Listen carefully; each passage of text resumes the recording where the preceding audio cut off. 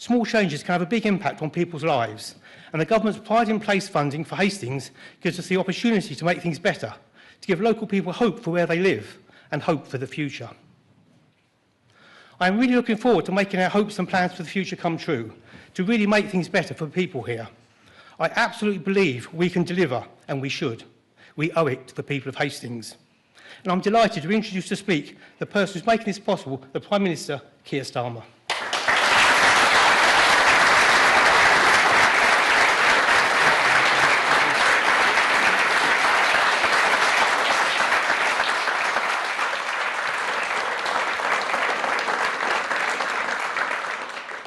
Thank you, Kevin.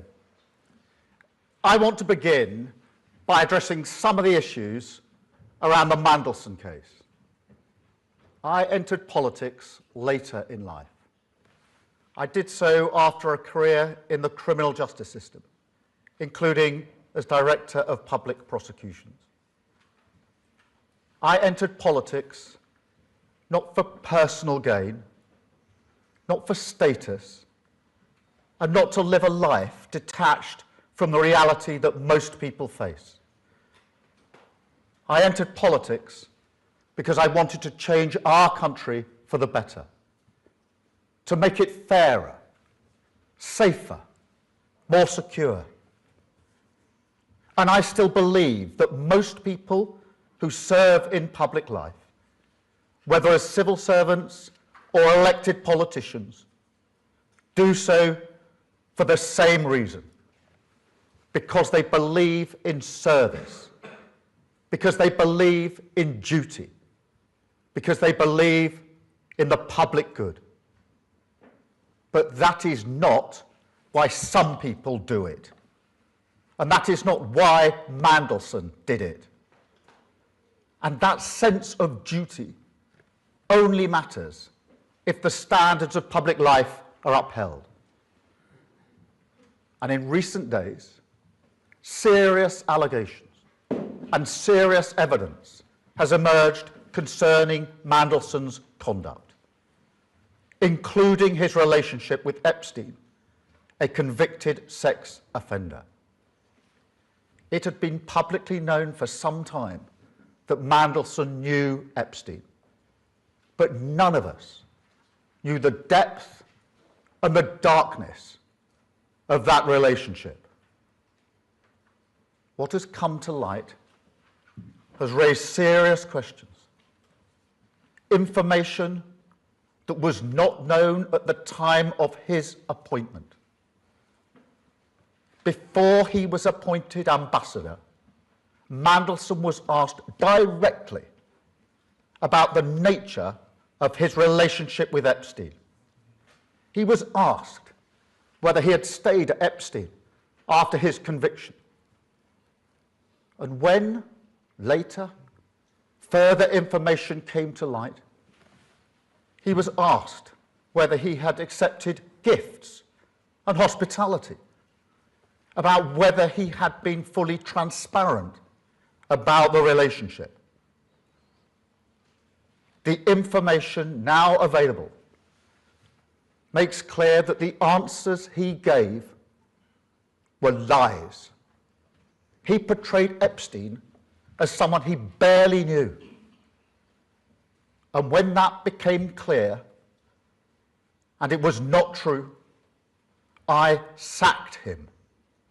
Such deceit is incompatible with public service. Let me be clear, no one is above accountability. And no one, however well connected, however experienced, however senior, should hold public office if they cannot meet the basic test of honesty. I also want to address the publication of the information Mandelson provided during the appointment process.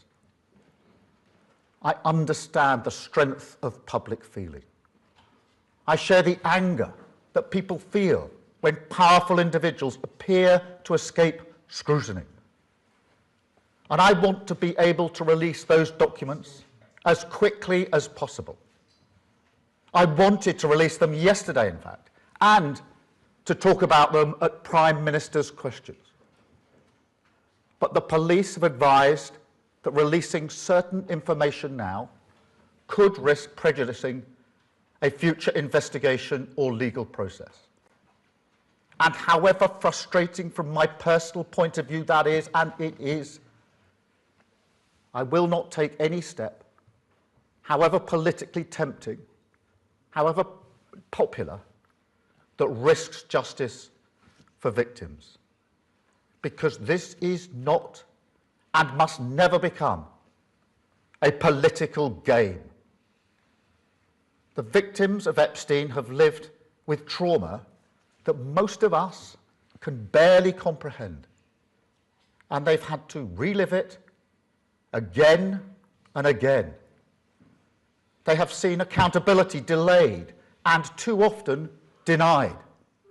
To them, I want to say this. I am sorry. Sorry for what was done to you. Sorry that so many people with power failed you. Sorry for having believed Mandelson's lies and appointed him. And sorry that even now you're forced to watch this story unfold in public once again. But I also want to say this. In this country, we will not look away. We will not shrug our shoulders. And we will not allow the powerful to treat justice as optional. We will pursue the truth. We will uphold the integrity of public life.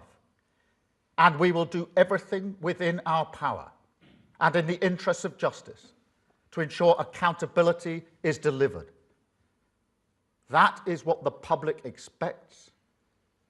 That is what the victims deserve. And it is what I will do.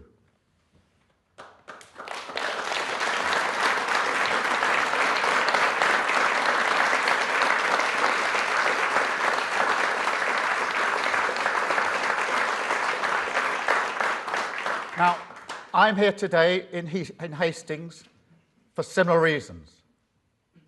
Because I love this country. It is the greatest country in the world.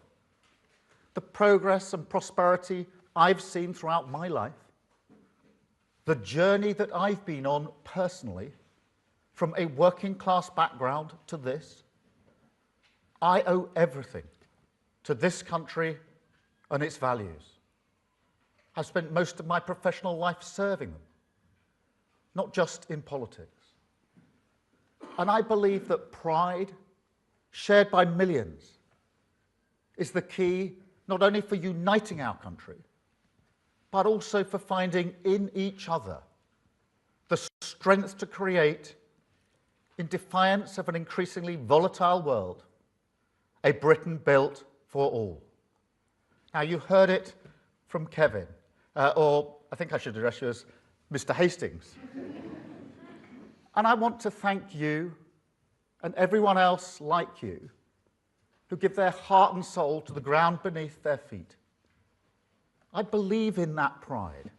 I believe in that purpose. I believe in British values, in rules that protect those in need, in the freedom to live and let live, in decency and tolerance, in respect for difference under the same flag. A common good. The idea fundamental to the Labour Party that a nation is not just a collection of individuals, but rather that we're bound by values, by common endeavour, and by responsibilities that we owe one another as partners in the project of this nation. I believe in our way of doing things when it comes to integration, a British way that has always been grounded in the fairness of the two-way street, in rights and responsibilities, in contribution, the common sense that says people who come here, who work hard, contribute to our success, embrace our rules, buy into this project, they can become not just citizens, but neighbours, friends, equals, part of us. But most of all, I believe that these values make us strong, that in a world that increasingly preys on weakness, I believe Britain is stronger as a tolerant, decent and respectful country.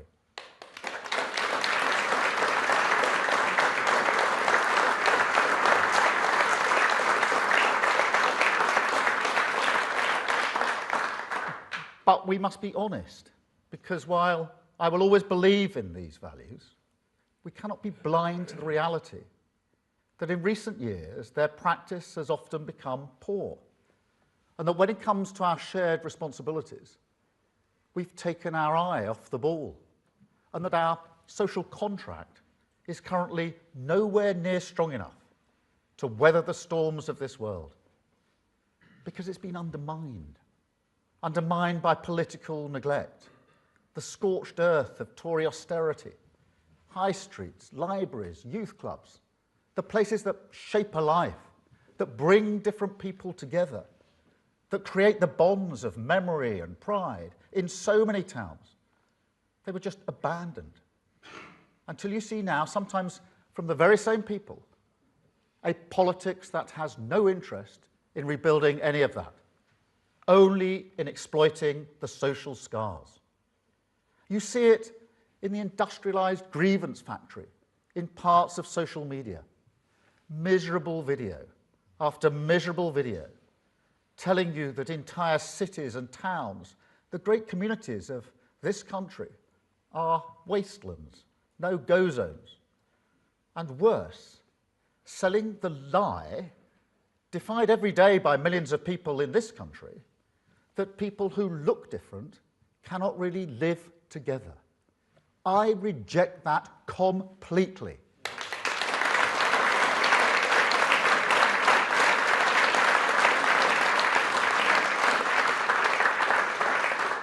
And you see it in politicians, like the Reform candidate for Gorton and Denton, who look at people like Rishi Sunak, Shabana Mahmood, and presumably Marcus Rashford, Shirley Bassey, Anna Sala, and say they can't really be English or Welsh or Scottish because they are not white.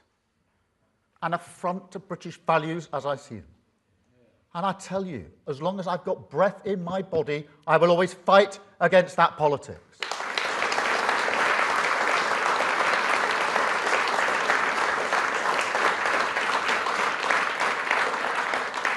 And on that, honestly, I never thought I would see the day when the Conservative Party would tolerate, for months, a man who went to Birmingham and said that the city had failed at integration because he didn't see enough white faces. That is a disgrace, and he should have been sacked months ago.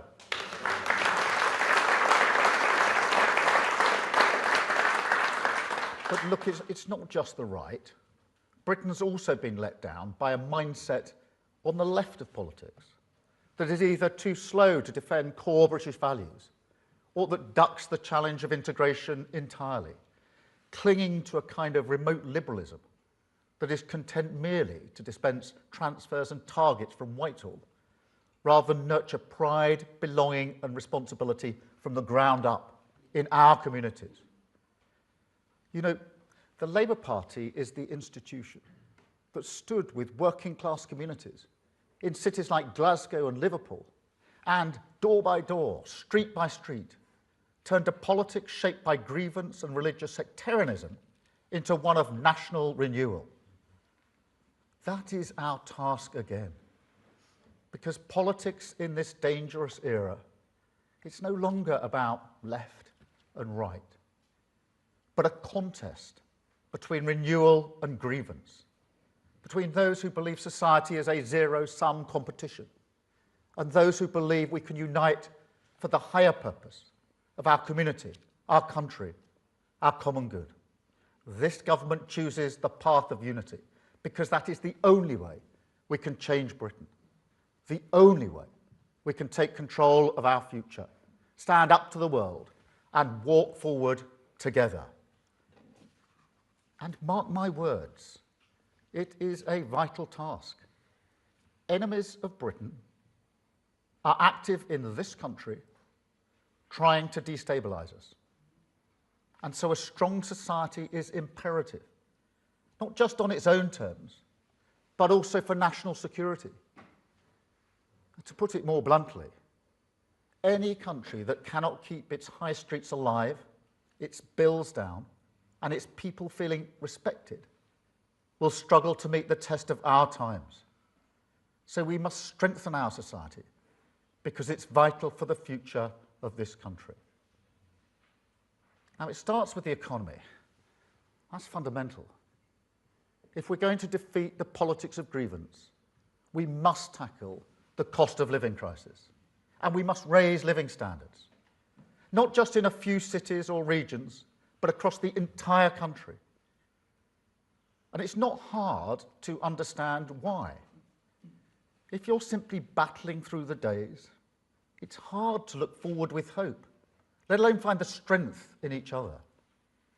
And so all the decisions we took at the budget, getting inflation down, freezing rail fares, freezing fuel duty, slashing the cost of childcare for working parents, supporting people with their energy bills, but also investing in every community in this country, backing a proper industrial policy, raising the national minimum wage, that is all the absolute foundation of a strong society, essential for restoring hope in Britain. Second, we need to reform the state so that it recognises contribution as the common sense basis for integration, most of all on migration. Now, I know that migration is bound up with who we are. Of course it is. It's fundamental for the stories people tell about themselves, their family, their history and relationships. And I will never denigrate the contribution migrants make to our society and our story. Quite the opposite.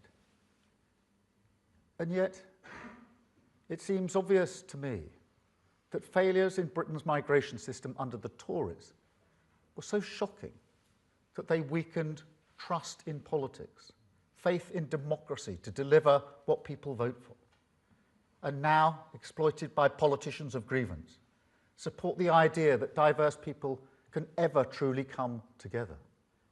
Now, I reject that politics with every fibre in my being. But if you're serious about bringing this country together, you cannot ignore this issue.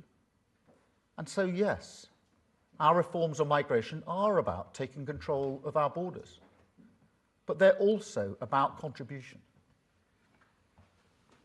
I mean, go back to Windrush, which is such an important moment in our national story. The people who came here, they weren't victims. They weren't vulnerable. Britain didn't invite them here as an act of compassion. That is liberal vanity. No, they came here because Britain needed them, because they wanted to come. And Britain wanted them to make a contribution. And they did. They helped rebuild this country.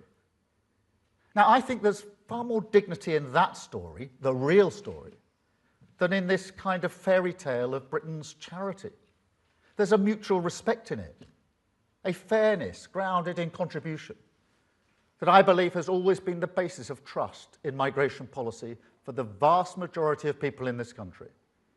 And so our reforms to migration, they will boost integration, they will restore trust, and they will help return us to a situation where the migration policy cannot be exploited by people who think that whiteness is the same thing as Britishness.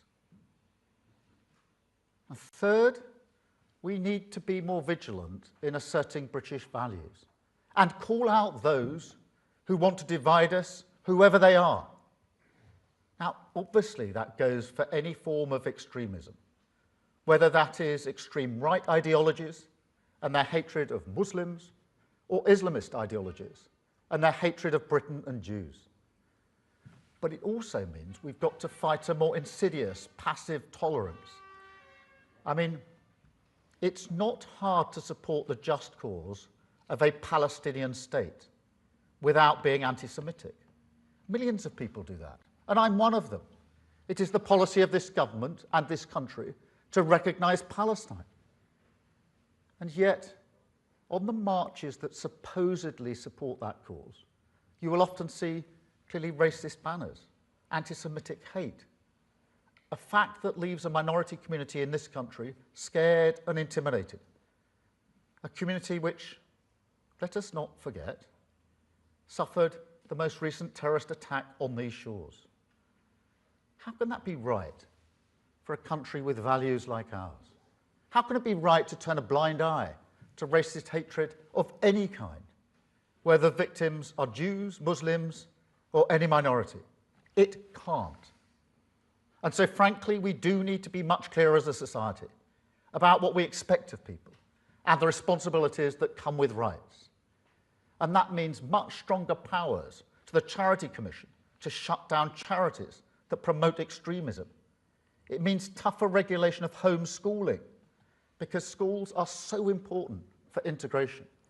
And so we need a higher bar for people who want to opt out of that responsibility. And it means we need to improve across the state English language provision. Now, it's a simple argument.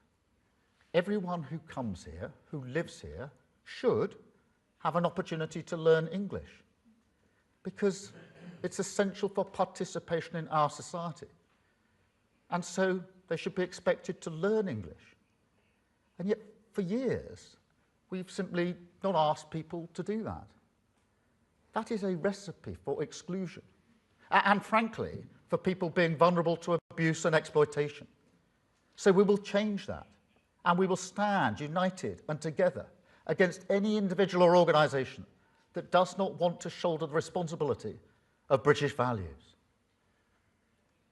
Fourth and finally, we've got to reverse the devastating decline in our communities. Give power, agency and control to people who want to improve their community. Now, you can see the signs over here, Pride in Place, led by you, backed by the government. That is a £5 billion programme with an extra £800 million today, investing in 284 neighbourhoods in every corner of our country, including here.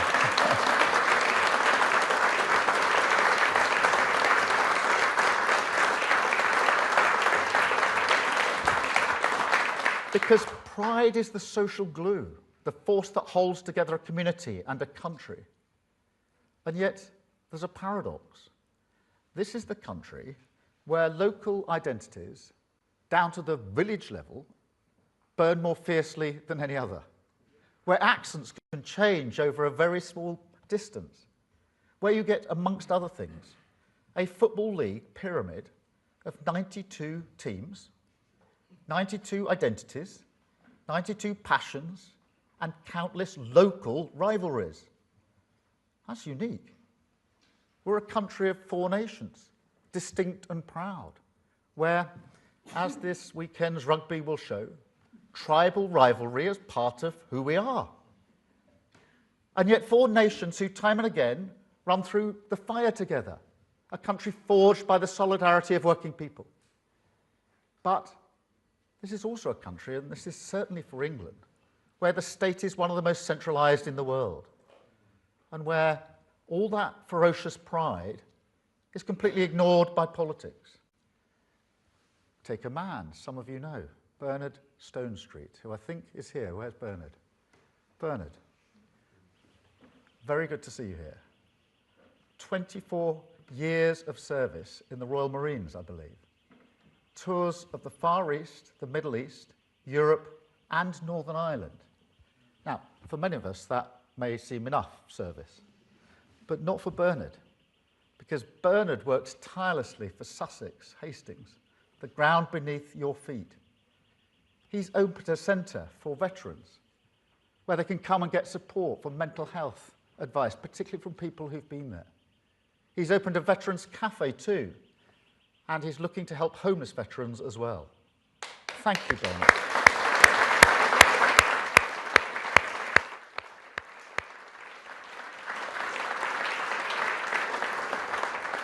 Or what about Miranda, who got so fed up with fly tipping and litter in Edinburgh that she started picking it up herself? And then, when people started saying they wanted to help, she set up litter busters. Now their community is cleaner, and that may not sound like a lot, but it makes a huge difference. It changes how you feel about your town, your future, even your country, when you look out the window and see that people care. Now, ask yourself this question. Wouldn't politics be better if we truly backed that kind of pride? And this is what the Tory levelling up scheme never really understood. Yes, people want investment, and this government will back them. We're rebuilding our public services, opening new nurseries, breakfast clubs, health centres, investing in community infrastructure. But investment is a means, and not an end. It's about power as well as pounds and pence, a way for communities in an insecure world to take control of their own fate. So let's regenerate the town centre in Bexhill. Let's bring a dance and arts centre to the Grimsby Docks. Invest in the youth centre in Rhyl. Run bingo nights in Coleraine. Clean up Coatbridge. Create better sports facilities right here in Hastings. But most of all, let's do it together. Because I've always believed that people with skin in the game make better decisions about their community and their future. And so that is what we will do. A programme that backs people to change what matters to them. The very definition of a two-way street. A partnership of pride. That is how the state should work. And with my government, it will. Because I tell you, if you want to know where hope lives in Britain, it's in our communities. That is where people come together. It is where you will find our common good. And that is where we will discover once again the courage in each other. Communities backed by the state, fired up by pride, taking responsibility for the renewal of this great nation. So, whatever your politics, if you're proud of your community, join us.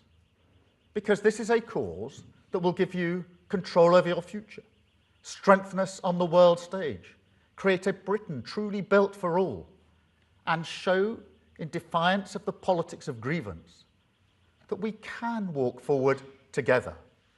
Thank you very much indeed. Thank you.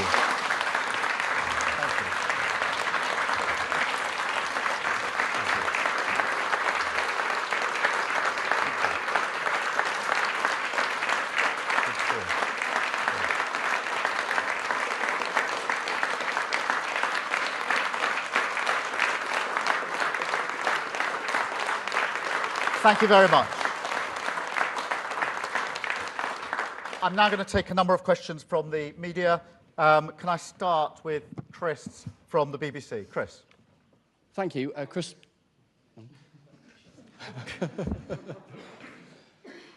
Thank you, Chris Mason, BBC News. Prime Minister, why was it that a man who had already twice resigned from government and, crucially, had a publicly known ongoing friendship with a convicted paedophile was appointed by you as ambassador to Washington?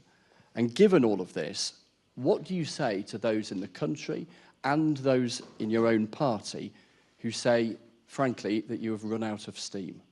Well, Chris, let me just address that head on and perhaps clarify something I said at Prime Minister's Questions yesterday about the relationship between Mandelson and Epstein. Because what I meant was it has been known publicly for some time that they knew each other. And that is precisely why, when we were going through the appointment process for the ambassador role, we asked questions about the nature and extent of that relationship. And what I didn't say yesterday, partly inhibited by the approach of the police, is that that is precisely why those questions were asked. Questions about the nature and extent of the relationship, whether Mandelson had stayed, as was suggested, at Epstein's premises. And the answers given to those questions were intentionally intended to create the impression that Mandelson barely knew Epstein, deliberately to create that impression. I had no reason at that stage to think that was anything other than the truth, and therefore we proceeded. What I learned in September was that it was not the truth. When further emails came to light, I think Bloomberg, and having asked some further questions, including questions about whether Mandelson received gifts and benefits and hospitality, and the nature of the relationship, I sacked Mandelson from the role. Now, I regret making the decision to have appointed him in the first place. Had I known at the time what I know now, or knew in September, I'd have never done it. And that's why today I've apologised for the fact that I appointed him in the first place and I believed his lies. Thank you very much, Chris. And look, we're moving forward as a country. Today, you've just heard the speech about Pride in Place, one of the most important projects that we're running, that will put money in communities right across the country. And that is the driving purpose of this government, changing lives for the better, focusing on Pride in Place, where people live in their own communities, and making sure we're utterly focused on the cost of living. Thank you, Chris. Beth, can I come to you? Thank you. Thank you, Prime Minister. Prime Minister, we can all hear your anger, your regret, and most importantly, your apology to victims of Epstein for appointing Mandelson as your UNS ambassador. But look, whatever he said or didn't say, it has proved a catastrophic error of your judgment to put him back into your government. Some of your MPs believe you must take responsibility for this in order to restore trust in politics amongst the public. And some are saying publicly now that you should stand down because your positions become untenable. Why are they wrong? Thank you. Well, Beth, as I've said a number of times, I regret the decision to appoint Mandelson as ambassador. He was asked questions about the nature and extent of his relationship with Epstein, and he told lies.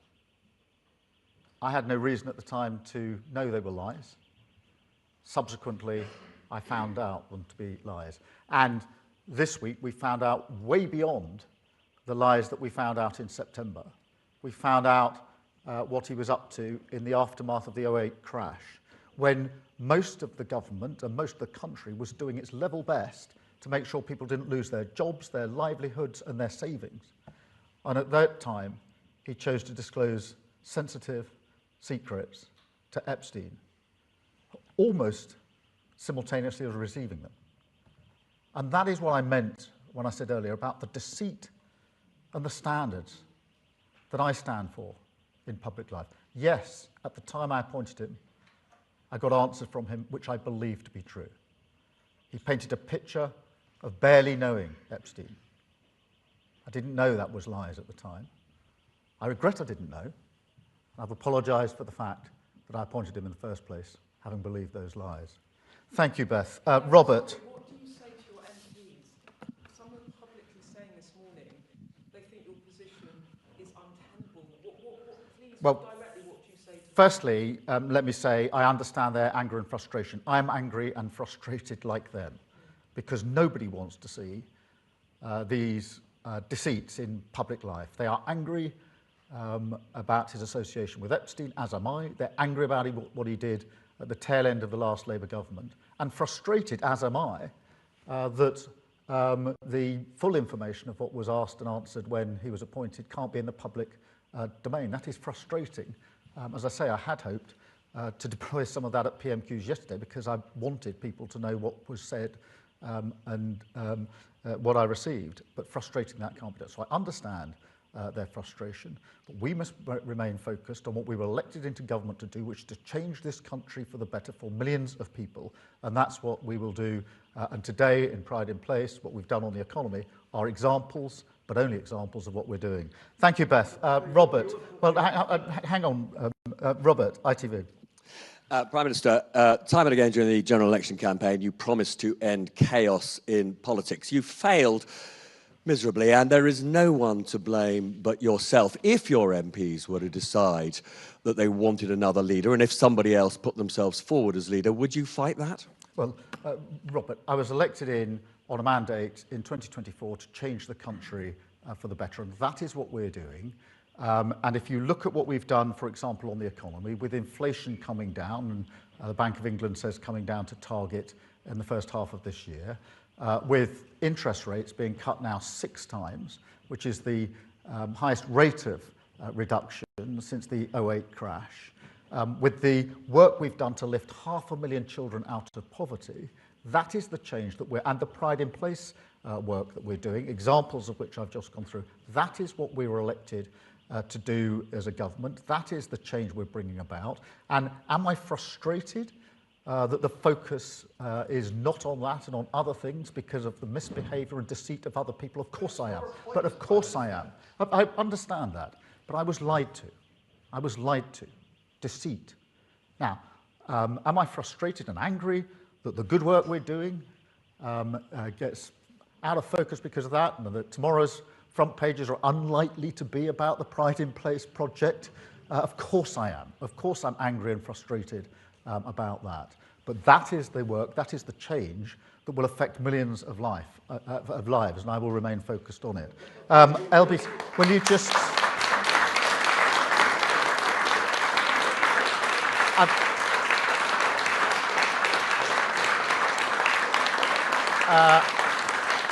I've got Natasha from LBC. Natasha. Natasha from LBC. Prime Minister, you mentioned national security in your speech just now being vital for our future. Donald Tusk has said Poland will launch an investigation into links between Jeffrey Epstein and Russian intelligence.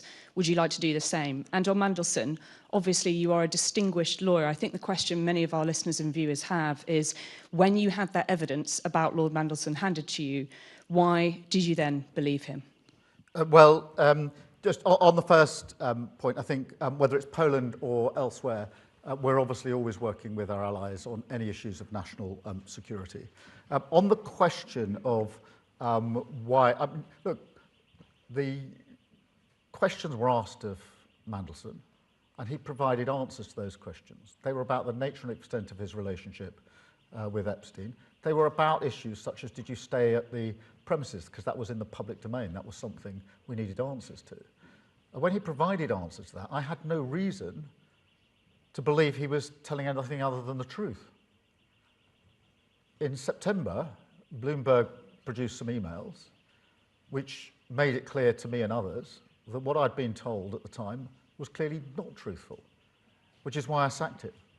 What we learnt this week is the further deceit that has been carried out in relation to government secrets that were released during the very course of the recovery when the government was working so hard to the 2008 crash.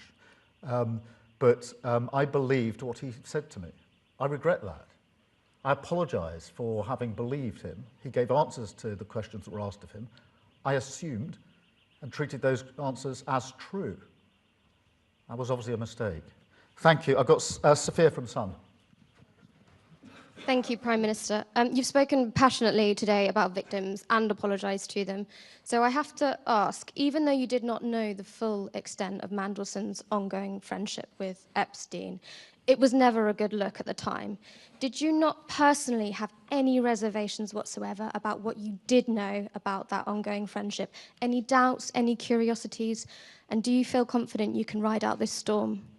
Well, the original, there was a due diligence exercise that culminated in questions being asked.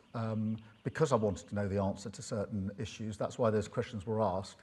The answer to those questions were not truthful. There was then, I should add, security vetting carried out independently by the security services, which is an intensive exercise that gave him clearance for the role, and you have to go through that before you take up the post. Clearly, both the due diligence and the security vetting need to be looked at again. I've already strengthened the due process. I think we need to look at the security vetting because It now transpires that what was being said was not true, and had I known then what I know now, I'd never have appointed him in the first place. In relation to your question, I was elected in with this Labour government to bring about change for millions of people. That's what I intend to do. The examples today are only examples of the pride in place. That makes a massive difference to so many communities, and it's not just a question of the money we're putting into communities, it's the power we're giving to them to make the choice over what the money is used for, which is vitally important. And the work we're doing on the economy to stabilise it, which is what we've done, will be to the huge benefit of millions of people across the country. Can I have Dave from the Mirror, please? Dave. Dave back from Mirror. Could I just clarify on the basis of what you said today and what you said yesterday? What was your understanding of what the relationship between Mandelson and Epstein was? I mean, were you under the impression then that he had completely broken off contacts, friendship at the point of conviction? And at the point you knew that there had been a relationship in the past, you knew that this was potentially a very dangerous situation that could come back to haunt you. Did you, as it were, make a deal with the devil that you knew that this could be damaging, but at the same time Donald Trump is equally sort of impacted by this?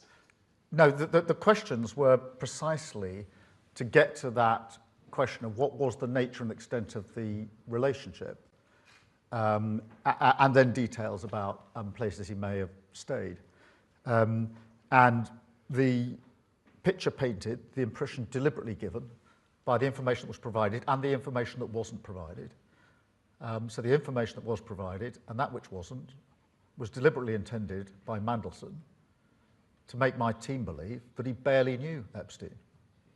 That's the picture he painted. That was a lie, but that's the lie that he painted, and that's the basis on which we made our decision. Can I have Kieran from The Guardian? Thank you, Prime Minister. Kieran Stacey from The Guardian. Prime Minister, I wanted to read out some of the things that Labour MPs have told us in the last 24 hours about you. One told us, "I'm personally not sure I could trust myself to back the Prime Minister in a confidence vote." Another said, "It's like Chris Pincher on steroids, it's over." Another said, "This government is on the run." One former minister said, "It's time for a fresh start, the sooner the better."